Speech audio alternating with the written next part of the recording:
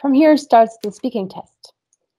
This is the speaking mock test of the International English Language Testing System taking place online in Ross IELTS Academy.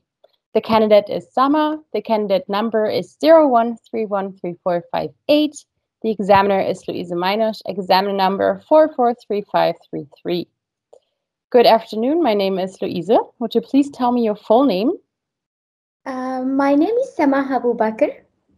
And can I see your identification, please? Yes. Great, thank you so much. Okay, then let's get started with part one. In the first part of the exam, I will ask you some personal questions. Let's talk about your house. Who do you live with?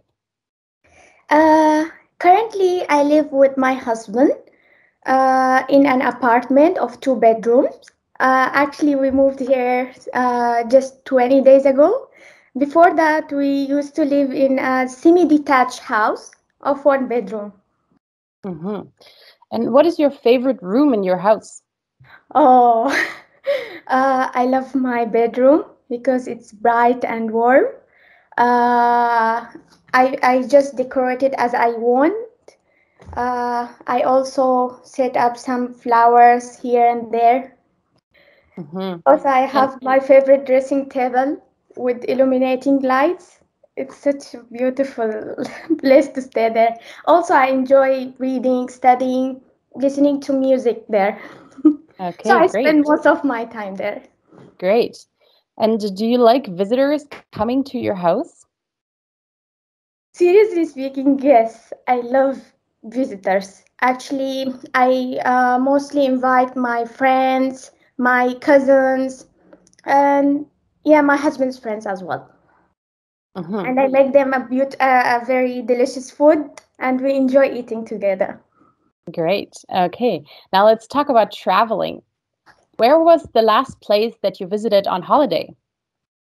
Last time I went to Jordan, last summer, I mean. It was like family gathering, my husband's family and us. We really enjoyed staying there. Delicious. We had such a delicious food there, and we did some shopping. It was such a great time spending with the family. So would you like to go back there? Oh yeah, of course. I'm so excited to go next time. Mm-hmm. And what kind of tourist destinations do you usually prefer? Uh, Actually, I love going to castles, museums. I love exploring history and know what is the history of that city or country, because my hometown is has so many of historical places. So I would say it's a great place to visit these attractions.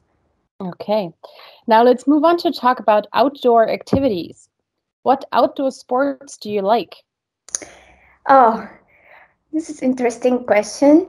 Actually, I like swimming on the open air sea, because because back home we are in a town near to the sea. So whenever we have like free time, we go to the sea and swim. Mm-hmm. Also, we love playing football there. Okay, so how much time do you spend outdoors every week? Actually, not that much, because I have a lot of studies, because now I'm converting my degree, and also I have to cook at home, so not that much time. Or maybe if I go outside, so maximum I will spend 3 to 4 hours. Mm-hmm. And what types of outdoor activities are usually popular in your country? Uh, in my country, people usually go for fishing, swimming, like having barbecue outside near the beach. Because as I mentioned before, I live near a beach. In a coastal area, so people prefer such an activities. All right, great, thank you. That's it for part one now. So we can move on to part 2. Okay. So in part 2, I will give you a card with the topic, and then you will have to talk about the topic for 2 minutes. You have 1 minute to think about what you're going to say, and you may take some notes to help if you wish. Do you understand? Yes. Great, then I will share my screen with you so you can see your cue card. All right, so you should describe your favorite piece of clothing. Your 1 minute of preparation starts now. Okay.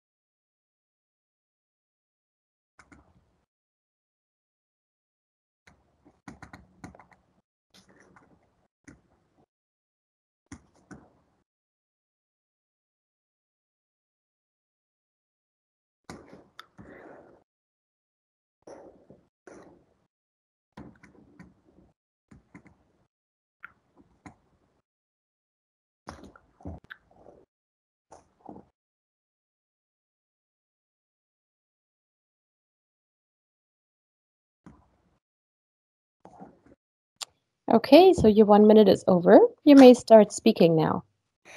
Okay, today I'll talk about my wedding dress that I got it tailored from India, specially.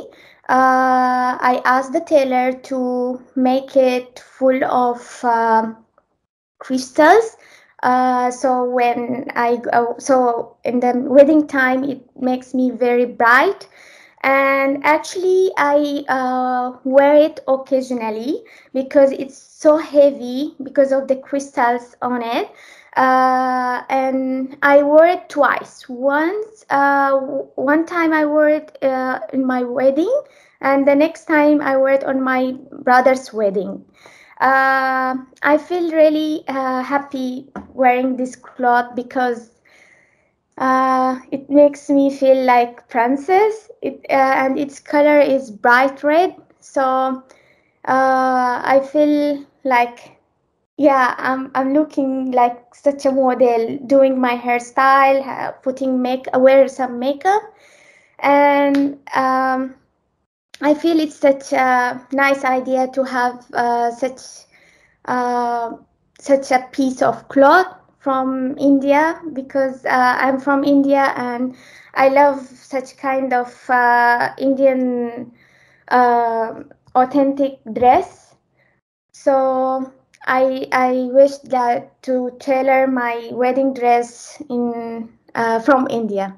So, and when I received my dress, I was so delighted because it was such it was same as in my dream. So when my dream came true, I was so happy and I was shouting that time, oh wow, I made it really, and I'm gonna make my dream true because Okay, wedding thank day. you. That's your 2 minutes. That's it for part 2. Now we can move on to part 3. So in part 2, you talked about your favorite piece of clothing. Now in this part, I want to ask you some questions that are related to this topic. Can clothing tell you much about a person in your country? Uh, in my country, yes, people tend to judge people by their clothing, such as in interviews. People like to wear casual clothes, not, not any kind of jumpers, hoodie or stuff like that. They would love to see you in casual clothes. And outside the job, I would say it's okay. You can wear whatever you want. Okay. So how has clothing fashion changed in your country over the last few decades? Uh, Last few decades, I would say yes. My country's wearing habits have changed because social media are now popular the main part of people's life. They see the celebrities wearing different kind of clothes, so they trying to imitate them. And yeah, I'd say it's been different now. Okay. And what kind of fashion do teenagers like to wear? Actually, they would love to wear jeans with t-shirts, sometimes shirts. But for school, they have a special uniform. Okay, so let's move on from clothing to uniforms. Why do some companies ask their staff to wear uniforms? Okay, let me think. I think because they want to be unique in work field, so they are demanding their employees to wear to wear a certain kind of uniform. And also I believe that they can like make some kind of regulation inside the company, so people cannot wear whatever they want. So sometimes some people wear weird clothes, so they don't want to that happen. Mm-hmm. And what are some advantages and disadvantages of having uniforms at work? This is a hard question. I think the advantages are like you will see like the company is organized. You will see one certain form is going on there. People are also following the rules. So I would say these kind of companies are mostly organized. One of the drawbacks is I would say people cannot wear what they want. So, just only one kind of uniform wearing every day, each and every day. So it's kind of boring. Okay. And do you think people are treated differently when they are in uniform? Mm, yes, I believe so. Because uh, take for example waitress. They wear certain kind of clothes, so they are recognized by people like his waitress. So I should not. I think the behavior towards him will be also changed. Mm-hmm. And why do you think that is? Uh, because he's doing his job, but because he's wearing a unique uniform, so by that I will know that he's an employee. So I will have to make some distance or not to be talkative to him as a normal person. Mm-hmm. Okay, thank you so much. This is the end of your speaking test now. Thank you. Great. So I I doubted my battery was about to die in part 3. That's okay. That's okay. No worries. You did great. Okay, I will need 1 or 2 minutes to add up your overall score.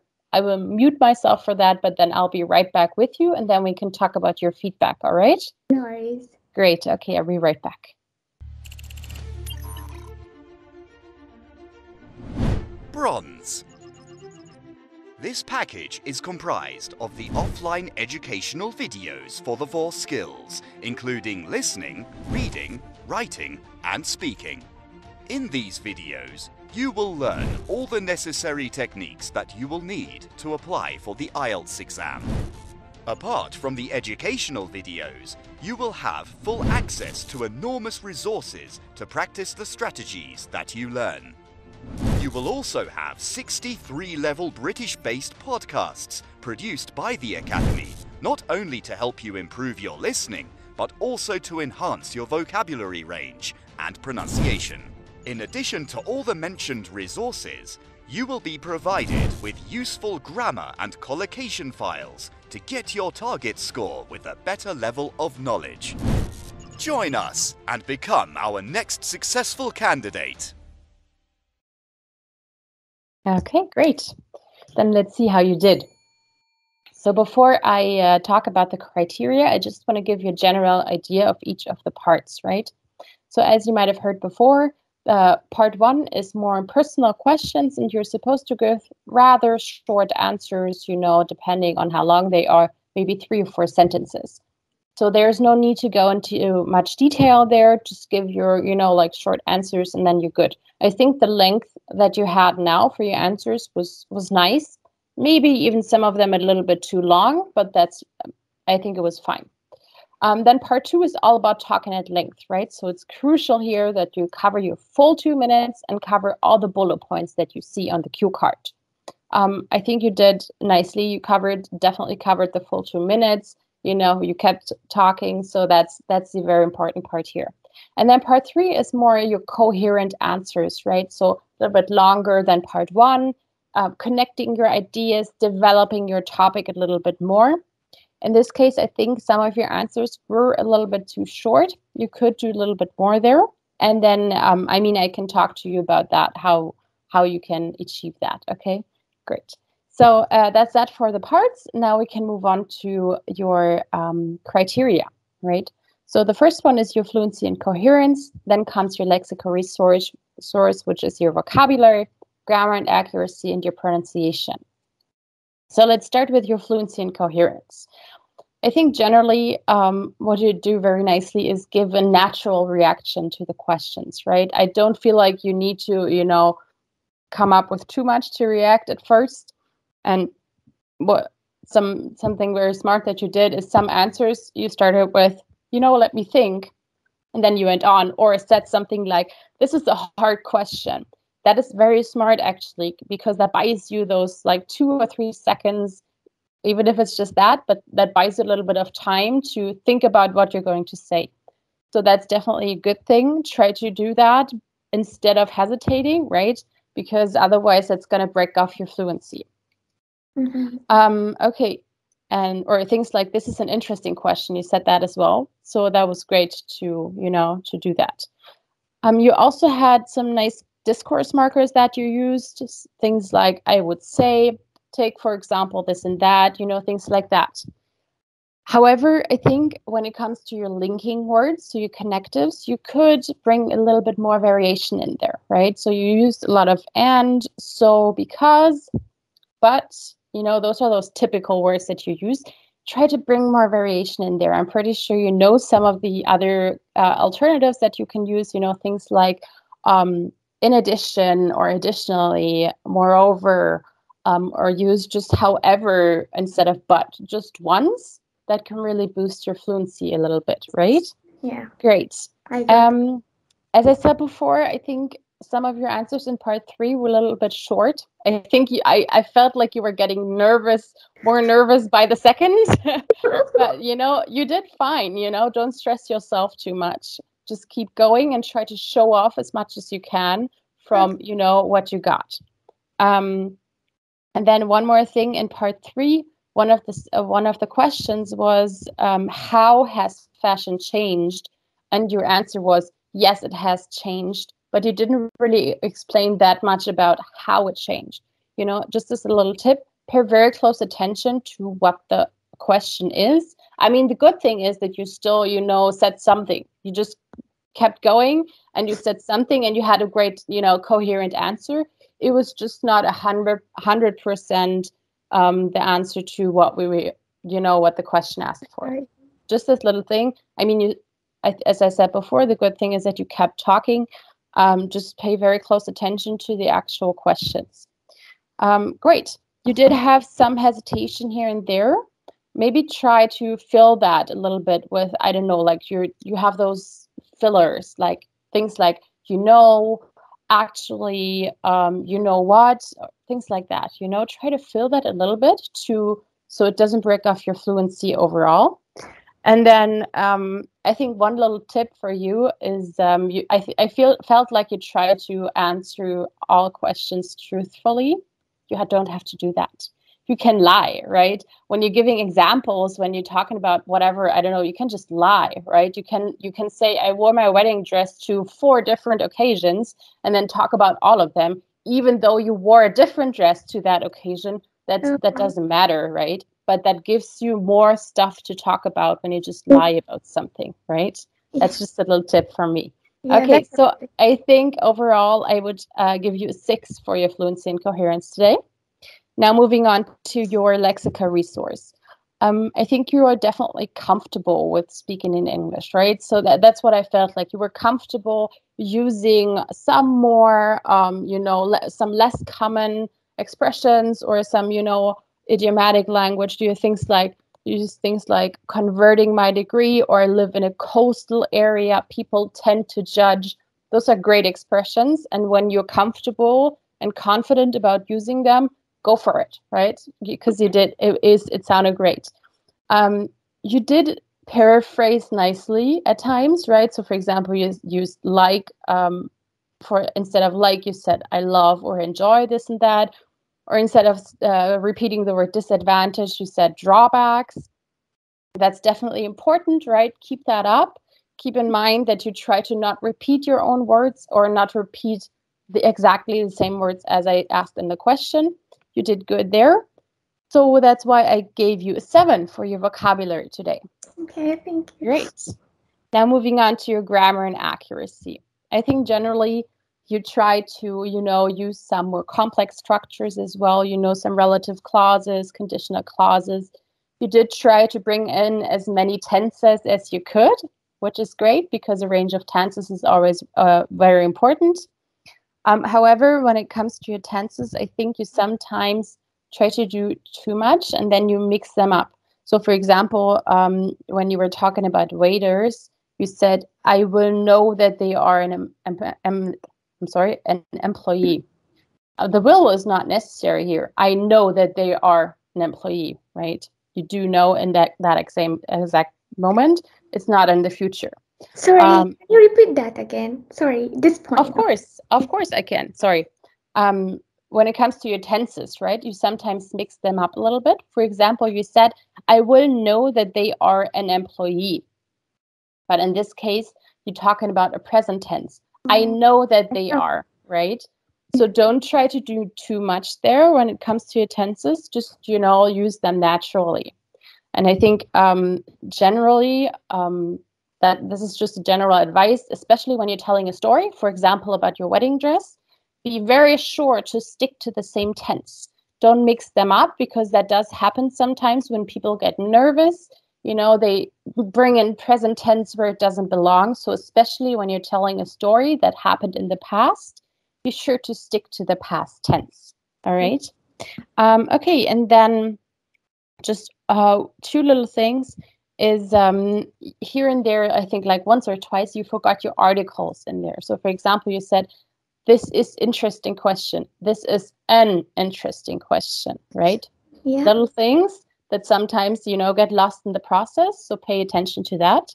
And then another thing is that you sometimes forgot your plural S.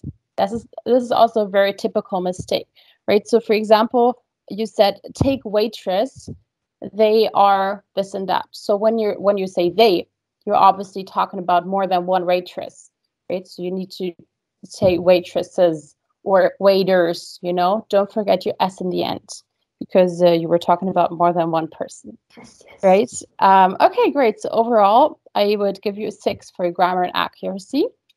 Then moving on to your pronunciation. I think you definitely sound very natural and conversational when you're answering, right? Especially, like the first reaction to my question, you were always so natural and you had a very nice kind of melody in your voice. So your intonation was definitely there. And you do pronounce your words very clearly. So there is no trouble understanding you there. So overall, I think you just need to pay attention to sticking to that clear pronunciation and, having your little ups and downs in your words and your sentence melody. And I think then you'll do great. So overall, I would give you 7 for your pronunciation. That puts you at an overall 6.5 for your speaking today. Oh. So I think you can definitely, with what you have, with your capabilities, you can definitely get to where you are. Just don't get in your own way too much, right? I think you were standing in your own way a little bit this time because you got so nervous over time. So, be confident about what you know, because you do know a lot and you do have a good, command of your English. Just be confident and show off what you got, okay? Okay. Great. So do you have any questions? Yeah, please. Actually, what can I do in part 3 to improve my score a bit, because I'm on the verge of 6.5. I don't want to go behind 6. Yeah, I understand. I want to boost, it can help me a bit. Yes, I understand that. I think for you, it would be very important to try to make your answers a little longer, to just, give more details or give more examples about the answers that you have. Try to just keep talking a little longer to show off more that what you got.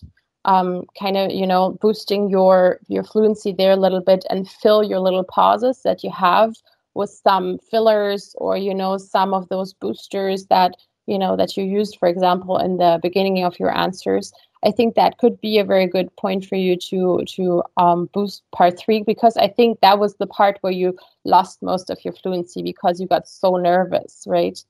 And I mean, be confident about what you know. You do know a lot of stuff. You do know how to speak. So don't bring yourself down with getting too nervous about what to answer. Just keep going. Just keep babbling on, right? Because the time moves on, I get more nervous, because in the beginning it's easy to answer because they are personal questions, but at the end it's like sounds you need to be more complicated because the questions are complicated. I get that. I mean, the thing is, when you feel more comfortable with talking about personal things, you can do that in part 3. You just give a general answer and then you go on and talk about something that's personal to you, right? So, for example, you can, when the question is clothing in your country, what do teenagers wear? You can just, I don't know, maybe you have someone in your family who's a teenager and you can describe their fashion, things like that. Always go for the answer that you feel the most comfortable with, because that makes you the most confident in the end, right? Yeah, that's a great idea. Thank you. It's always better to give more details than give a general answer, because that you know better what to say, right? One more question. Yes. About what was the question about how the clothing changed in your The question was, how has clothing fashion changed in your country over the last few decades? So what could be the best question answer for that? I mean, it depends on what you want to talk about, right? You can just talk, for example, I don't know, the clothing for teenagers has changed a lot. So 10 years ago, when they were going to school, they would always dress up nicely and put makeup on and have high heels on. But now when I look at people in high schools, they always wear leggings and sweaters, and they don't really make much of an effort to get dressed. Things like that, That would be, for example, just an example for an answer that you could go for. I got a way of answering the question, because maybe I didn't understand. Yes, I understand that. Okay, great. Okay. So what do you think of the test? Was it useful for you? Yeah, of course. It was Great. hugely useful, and I felt myself in a real exam. So thank you so much. You're very welcome. It's my pleasure. So would it be okay for you if we share this video on our YouTube channel? Oh, of course, yeah. Yes? Okay, great. Thank you so much. So if there is nothing else, we can say goodbye for today. Okay. I wish you best of luck with your test tomorrow. And take care. Yeah, thank you so much. Have a lovely day and lovely weekend as well in advance. Bye-bye. Bye-bye.